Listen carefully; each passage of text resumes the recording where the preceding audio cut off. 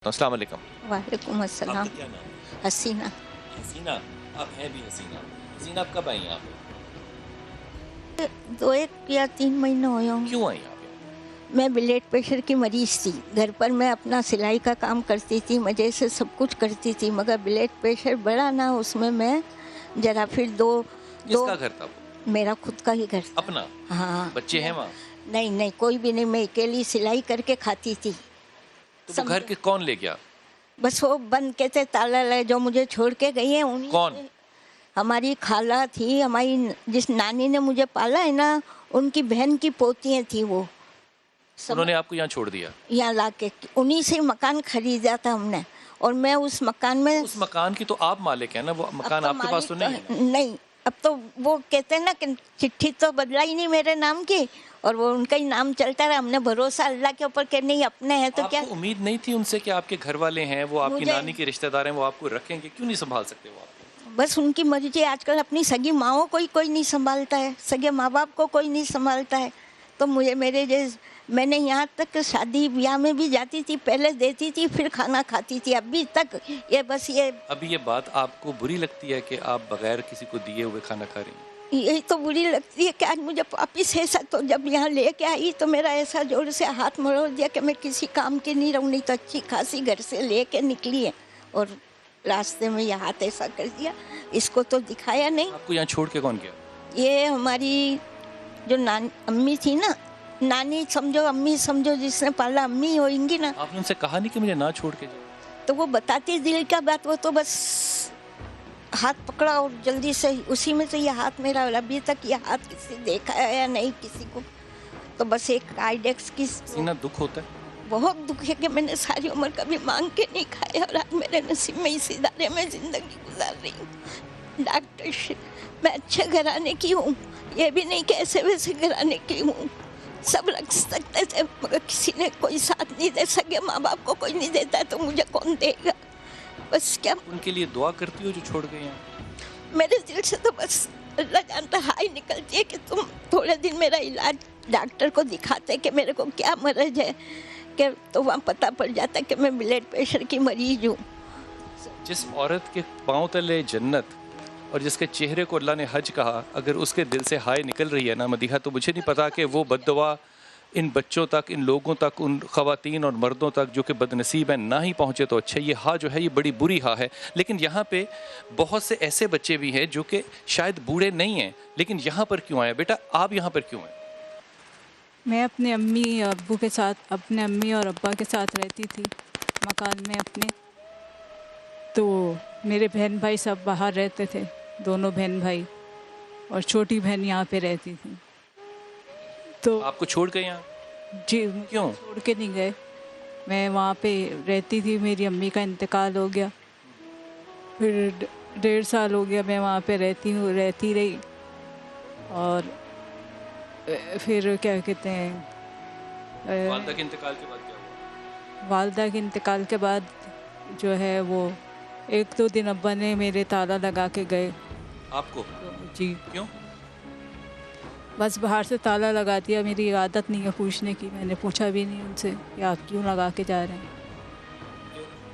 तो बस मैं फिर ये थी कि मेरी बहन जो है वो मुझे यहाँ पे लेकर आई, तो मैं यहाँ पे रह रही हूँ। जब बहन यहाँ छोड़ गई? बहन शादीशुदा है? मुझे यहाँ पे ज़्यादा दिन नहीं हुए हैं, तकरीबन 2 हफ्ते ही हुए हैं अभी से। आपको बहन क्यों छोड़ गई बेटा यहाँ पे? उसने अपने पास क्यों नहीं रखा?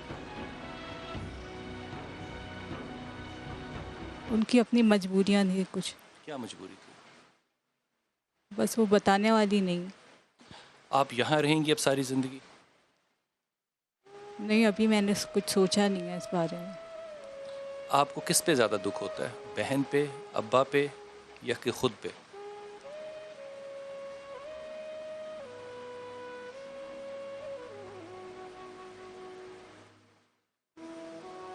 मेरी इस माँ का क्या नाम है? गुलशन। हुसन? गुलशन गुलशन? गुलशन? जी। गुलशन, आपको यहाँ कौन छोड़ के गया? मेरे को भाई छोड़ के गया। पहले मैं सगा भाई? सका भाई। पहले मेरी बहन मेरे को लेकर आई थी उस पर। यहाँ? हाँ, यहाँ से लेकर गई। ये मैं ठीक ठाक थी। 6-7 महीने के बाद फिर मैं गिर गई तो मेरी ये टांग टूट गई।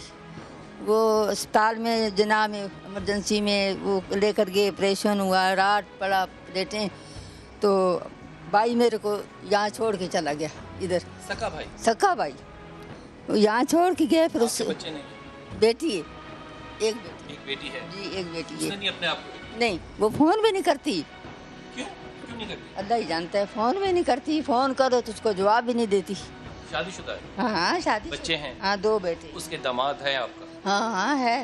وہ نہیں آپ کو پوچھتے؟ نہیں نہیں نانی کو بھی نہیں بچے پوچھتے؟ نہیں. کیوں؟ اللہ جانتا ہے.